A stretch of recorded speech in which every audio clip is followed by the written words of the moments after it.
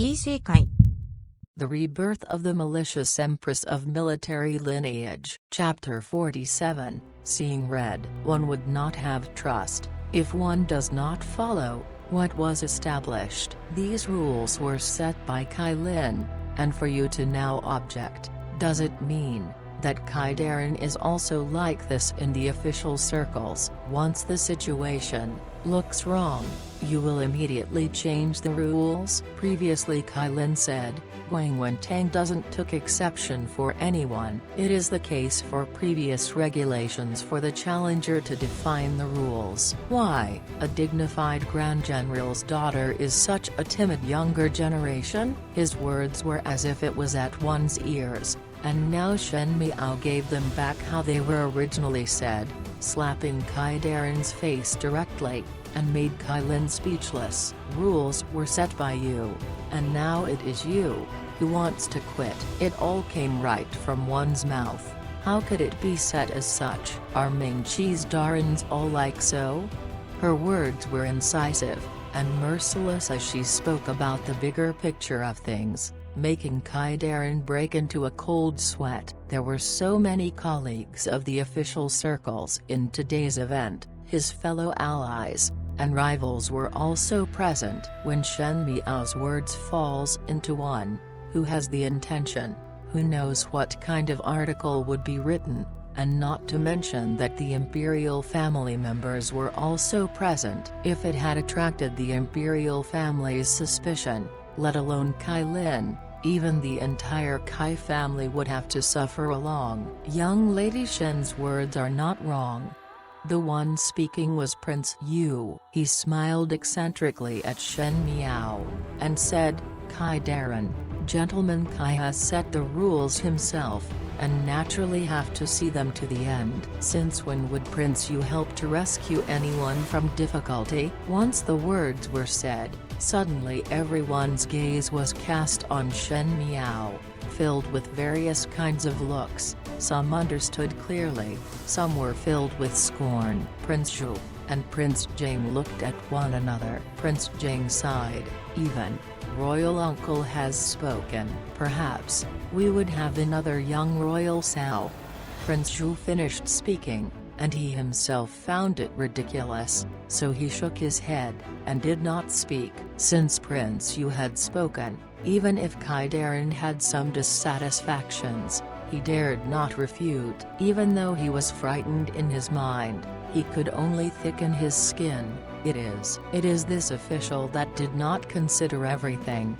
He glared angrily at Kai Lin before turning around to walk away. Kai Lin watched as his father left, and he felt an urgency. He originally felt that Shen Miao most likely was only good at talking, but when he met Shen Miao's clear eyes, his heart could not help but felt cold. She was like a beast that does not make any sound. She obviously looks like a little young lady, but how could that feeling be so scary? He suppressed his voice, and said, If you injure me, the Kai family will definitely not spare you. This was considered threatening. Kai Lin was riding a tiger, and it was hard to get off. With Shen Miao archery skills, if she were to shot off a little, his little life would be hard to protect. When he went with his friends during hunting, he had seen times when the arrows were shot slightly off, and pierce into the prey's eyes or ass. Even though it was not a shot that killed, the scene of a prey struggling was really tragic. Could it be that he would be that slaughtered lamb? He threatened like that, to only hope that Shen Miao would behave a little appropriately, pull the bow gently, and just put on a show of doing it, but not actually doing it. He whispered again, If you are sensitive this time, in the future, I would not find trouble with you and Wang Wentang. Shen Miao gently raised her eyebrows, and looked at him. Kai Lin was anxious, fearing that she would not agree to it. Unfortunately for him, she had met too much of such people in her past life. They were bullying the weak, and fearing the strong. If one were to let it go today, once the matter has passed, Kai Lin would definitely be like he was in the past, and would even find an opportunity to take revenge for losing face today. Just like a dog that just left its nest in the jungle. It had thought that it had dominated the jungle, and when it had met a ferocious wolf, it changed his expression, and thought that there would be a chance in the future for this dog to think of ways to try again.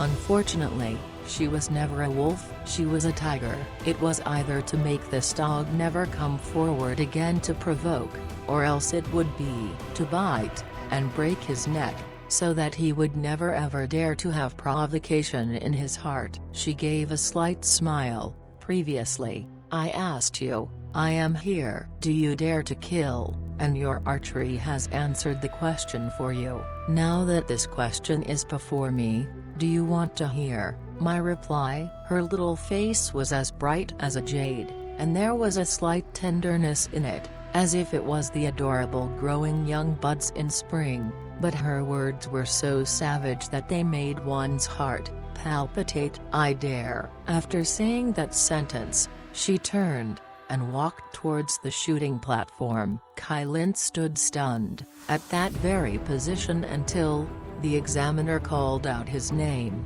making him recover his senses. Only then, he discovered that the audience were all looking at him as if they were looking at an interesting play. His eyes landed on the pink-clad young lady that was sitting afar at the female side of the banquet. Shen Yu was talking to the person at her side, and was not looking at the stage. He suddenly felt somewhat disappointed, and felt that his current actions were more hateful. It was originally him who had provoked first, and how would there be a reason to retreat now? If he were to lose against a female, he feared that the Kai family would become the laughingstock in the capital, not to mention that Shen Yu was looking from the audience. If he made a fool of himself, how would he be able to face Shen Yu in the future? Just a little female, to speak as if she was that scary.